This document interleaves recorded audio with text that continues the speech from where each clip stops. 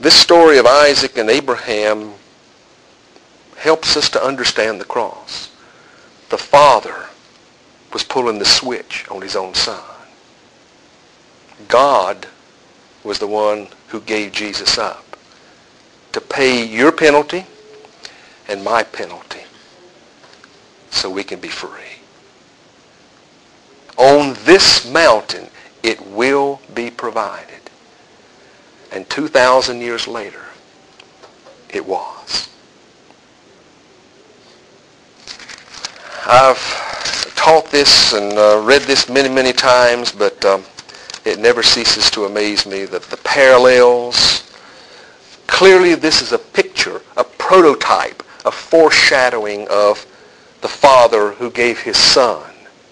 God didn't ask Abraham to do something that he wasn't going to do himself. God had no intentions of letting Abraham take Isaac. No intentions. He tested him. He tested his faith. But when it came time for someone's son to be sacrificed, God did it himself. Now, it's not a pretty picture, but let me tell you something. It's the greatest love that you can imagine. Unconditional love. And by the way, your response right now is the response I get every year. It's like, can't say anything. Okay, we could stop right here and have a moment of prayer and go home and say, we've worshiped. But I want to share with you a few more things. May I? It's interesting to note, as we go through the Old Testament, the name changes. Did you note that? Abram to Abraham, Jacob to what? Israel, Sarai to Sarah. Of course, in the New Testament, Saul to Paul. There's a lot of interesting word plays in the Hebrew that when you translate it into English, you miss it completely. Let me share one with you. Abraham, of course, was 100 years old or 99 years old when he found out, and Sarah was 90 when they found out that they were going to have a child. Well, what was Abraham and Sarah's response when God says, you're going to have a child? What did they do? They laughed. Now, in Hebrew, the word laugh is pronounced yitzhak. That means laugh in Hebrew. So it's interesting, when this child was born, they named him Yitzhak. That's the Hebrew way of saying Isaac, Yitzhak. So Isaac means he laughs.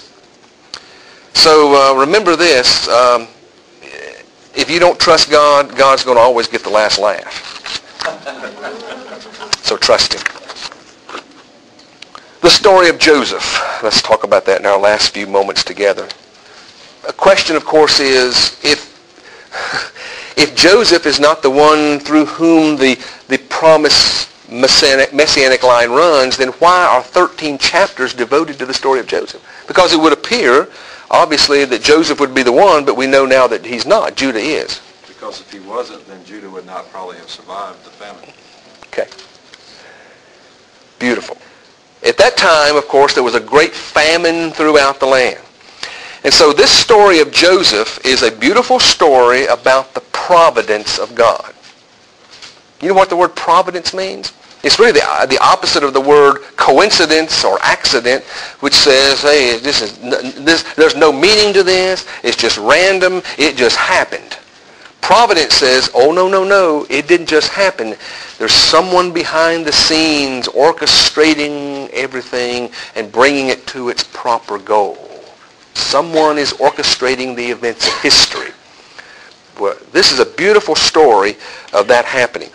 There's a lot of irony in this story. Here's Joseph, who had all of these dreams, and he made the mistake of telling his dreams to his brothers. And, of course, they didn't like it at all and finally came to the conclusion, we've got to get rid of this dreamer. It's not a pretty story. So they went out and concocted this story whereby they came back and told their father Jacob that Joseph is dead. And here's his coat of many colors, and it's got blood on it, and he's dead. And of course, he wasn't dead, but they wanted to get rid of him completely. Well, you know the story. Joseph was sold to an Egyptian caravan, and they took him down to Egypt, and they thought, we'll never see this guy again.